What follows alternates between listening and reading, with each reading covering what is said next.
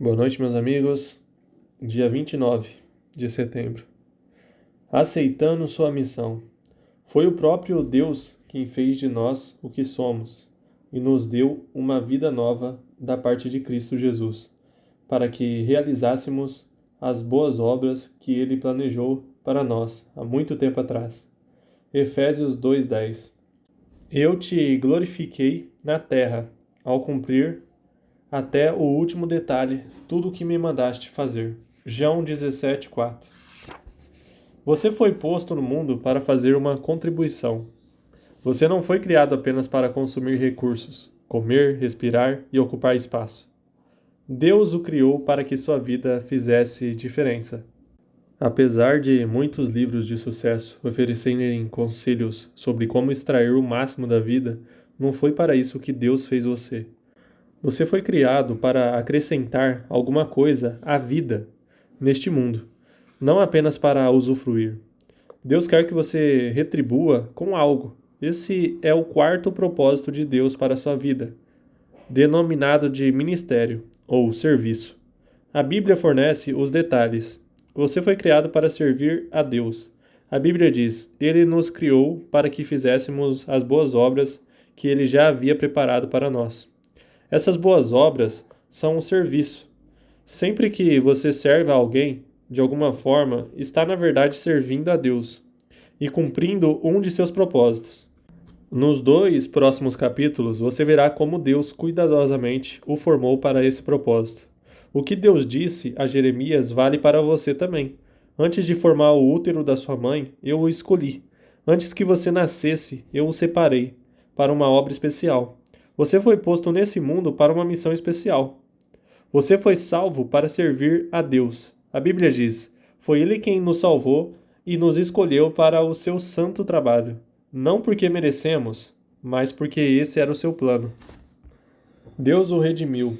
Assim você pode realizar a obra santa de Deus.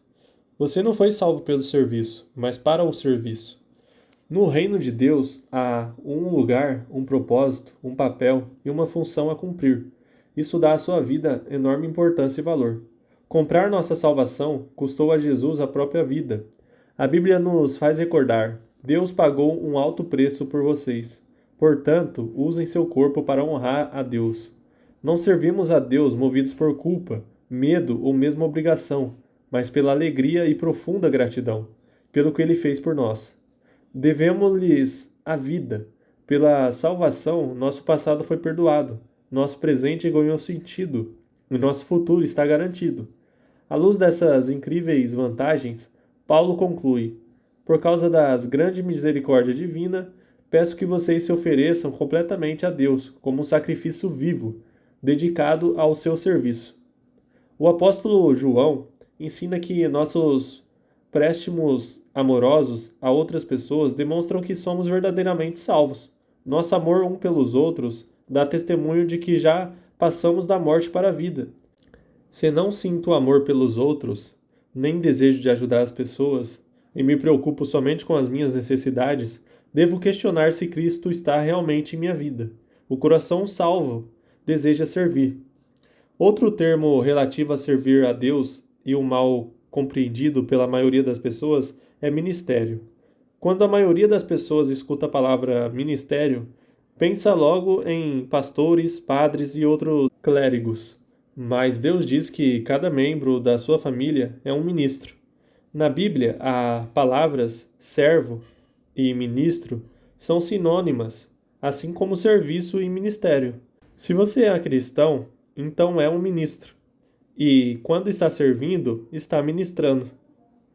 Quando a sogra de Pedro foi curada por Jesus, ela imediatamente se levantou e começou a servi-lo, usando o novo dom da saúde. É exatamente isso que devemos fazer. Somos curados para ajudar os outros. Somos abençoados para ser uma bênção. Somos salvos para servir, mas não para ficar sentados esperando pelo céu. Você nunca se perguntou por que Deus nos leva para o céu imediatamente após aceitarmos sua graça? Por que nos deixa em um mundo decadente? Ele nos deixa aqui para que cumpramos os propósitos dele. Depois que você é salvo, o Senhor tenta usá-lo para cumprir os objetivos que ele traçou.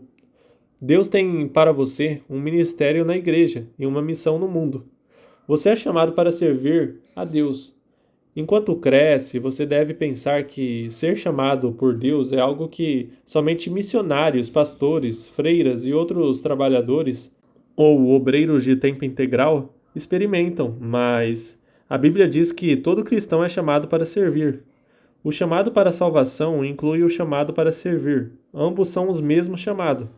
Independentemente de seu emprego ou carreira, você é chamado para ser um cristão que sirva em tempo integral. Um cristão não servo é uma contradição. A Bíblia diz: Deus nos salvou e nos chamou para sermos o seu povo. Não foi por causa do que temos feito, mas porque este era o seu plano e por causa da sua graça. Pedro acrescenta: vocês foram escolhidos para falar acerca das excelentes qualidades de Deus, que os chamou. Sempre que faz uso da habilidade que Deus lhe concedeu para ajudar os outros, você está cumprindo o seu chamado. A Bíblia diz: vocês agora pertencem a Ele, para viver uma vida útil no serviço de Deus.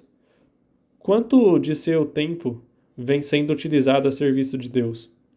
Em algumas igrejas na China, dão-se as boas-vindas aos novos convertidos, dizendo: Jesus agora tem um novo par de olhos para ver, de ouvidos para escutar, de mãos para ajudar e de novos corações para amar os demais. Uma razão pela qual você precisa estar vinculado a uma igreja é o cumprimento do chamado divino para servir os outros fiéis de maneira prática. A Bíblia diz: todos vocês reunidos são o corpo de Cristo, e cada um de vocês é um membro separado e necessário desse corpo. Seu serviço é desesperadamente necessário no corpo de Cristo. Basta perguntar em qualquer igreja local. Cada um de nós tem um papel a desempenhar, e cada função é importante. Não existe serviço pequeno para Deus. Todos são importantes. De igual modo, não existem ministérios insignificantes na igreja. Alguns são visíveis e outros são desempenhados nos bastidores, mas todos são importantes. Ministérios pequenos ou velados podem fazer grandes diferenças. Em minha casa, a luminária mais importante não é a enorme lustre na sala de jantar, mas a pequena luz noturna que me impede de tropeçar quando me levanto à noite. Não há uma correlação exata entre tamanho e importância. Todo ministério é importante, pois todos dependemos uns dos outros para atuar. O que acontece quando uma parte do seu corpo deixa de funcionar? Você adoece. O restante do corpo sofre. Imagina se o fígado decidisse começar a viver por conta própria. Estou cansado, não quero mais servir este corpo. Quero um ano de folga, só me alimentando. Tenho que pensar no que é melhor para mim. Desde que outra parte do corpo assuma minha tarefa. O que aconteceria? O corpo morreria. Milhares de igrejas locais hoje estão morrendo por causa de cristãos que não têm vontade de servir. Eles se portam como meros espectadores e o corpo sofre. A ordem é servir a Deus. Jesus foi categórico. A atitude de vocês deve ser igual ao Filho do Homem, que não veio para ser servido, mas para servir e dar a sua vida para salvar a muitos. Para os cristãos, servir não é a opção, tampouco algo a ser encaixado em nossa agenda. Quando há tempo disponível, servir é a essência da vida cristã.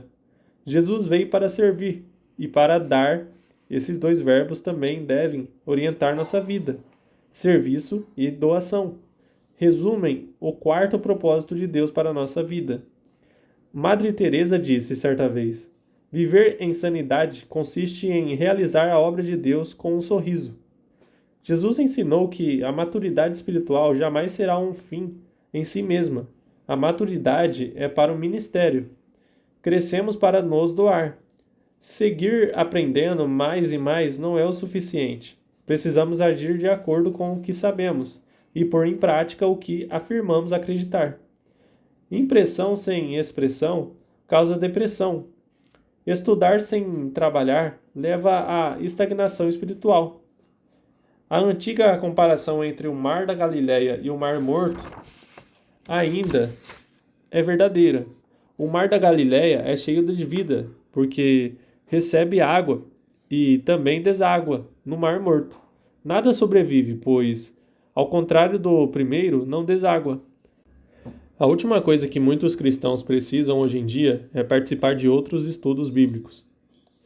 Eles já sabem muito mais do que têm posto em prática. O que necessitam é de experiências em servir, nas quais possam exercitar seus músculos espirituais. Servir é o contrário à nossa inclinação natural. Na maior parte do tempo, estamos muito interessados em ser servidos que em servir. Dizemos: estou procurando uma igreja que atenda às minhas necessidades e me abençoe. Em vez disso, estou procurando um lugar onde eu possa servir e ser uma bênção. Esperamos sempre que os outros nos sirvam, não o contrário, mas é medida que amadurecemos em Cristo, o foco de nossas vidas é mudado progressivamente para o serviço ao próximo. Um seguidor maduro de Jesus deixa de perguntar: quem irá promover minhas necessidades? E começa a perguntar: de quem irei suprir as necessidades? Você alguma vez já fez essa pergunta? Preparando-se para a eternidade. Terminada a sua vida aqui, você comparecerá diante de Deus e ele avaliará como você serviu os demais com a sua vida. A Bíblia diz: cada um de nós prestará contas pessoalmente a Deus. Pense nas implicações disso. Um dia, Deus vai comparar o tempo e a energia que gastamos com nós mesmos em relação ao que utilizamos para servir os outros. No momento, todas as desculpas para o egoísmo soarão vazias, e eu estava muito ocupado, ou eu tinha objetivos próprios, ou eu estava preocupado em trabalhar, me divertir, em preparar minha aposentadoria. As, todas as desculpas Deus responderá: sinto muito, resposta errada. Eu o criei, salvei, chamei e comissionei para que você vivesse servindo. Qual parte você não entendeu? A Bíblia alerta os que não creem. Ele derramará a sua ira e o seu castigo sobre o que vivem para si mesmo. Para o cristão, isso significa a perda das recompensas eternas. Só estamos plenamente vivos quando estamos ajudando outros. Jesus disse: se você insistir em salvar a sua própria vida, você a perderá. Somente aqueles que põem de lado a sua vida por minha causa e por causa de boas novas é que a salvarão.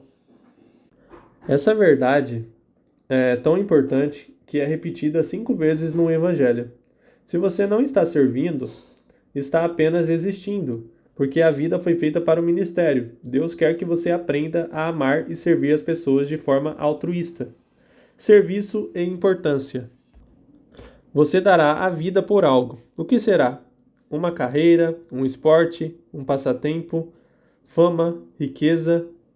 Nenhuma dessas coisas terá relevância eterna. Servir é o caminho para quem quiser ser importante. É por meio do ministério que descobrimos o sentido da vida. A Bíblia diz: cada um de nós encontra significado e função como parte desse corpo.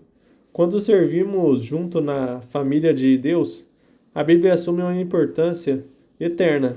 Paulo diz: quero que vocês pensem como tudo isso torna vocês mais importantes, não menos, por causa daquilo que vocês são parte. Deus quer usá-lo para que você faça diferença no mundo dele. Ele quer atuar por seu intermédio. O que importa não é a duração de sua vida, mas a contribuição que você ofereceu. Não quanto viveu, mas como viveu. Se você não está envolvido em algum serviço ou ministério, que desculpa tem dado? Abraão era velho, Jacó era inseguro, Lia não tinha atrativos, José foi maltratado, Moisés gaguejava, Gideão era pobre, Sansão era codepende, Rabé era imoral, Davi teve uma amante e todos os tipos de problemas familiares. Elias tinha ideias autodestrutivas. Jeremias era depressivo. Jonas era relutante. Noemi era viúva. João Batista era no mínimo excêntrico. Pedro era impulsivo e temperamental. Marta se preocupava demais. A samaritana teve vários casamentos fracassados. Zaqueu era indesejado. Tomé tinha dúvidas. Paulo tinha saúde fraca e Timóteo era tímido.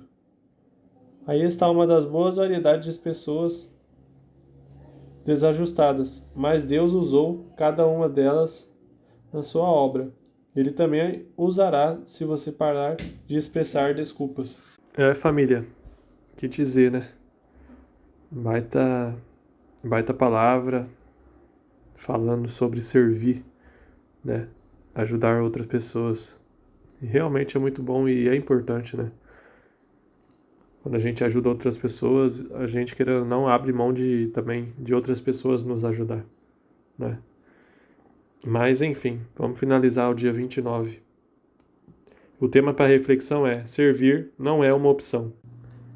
E o versículo para você memorizar é: porque somos criação de Deus, realizada em Jesus Cristo, para fazermos boas obras, as quais Deus preparou antes para nós a praticarmos. Efésios 2:10. E a pergunta para você meditar é: o que está me impedindo de aceitar o chamado de Deus para servi-lo? É isso, família. Espero que tenham gostado e eu espero vocês amanhã. Falou, fui!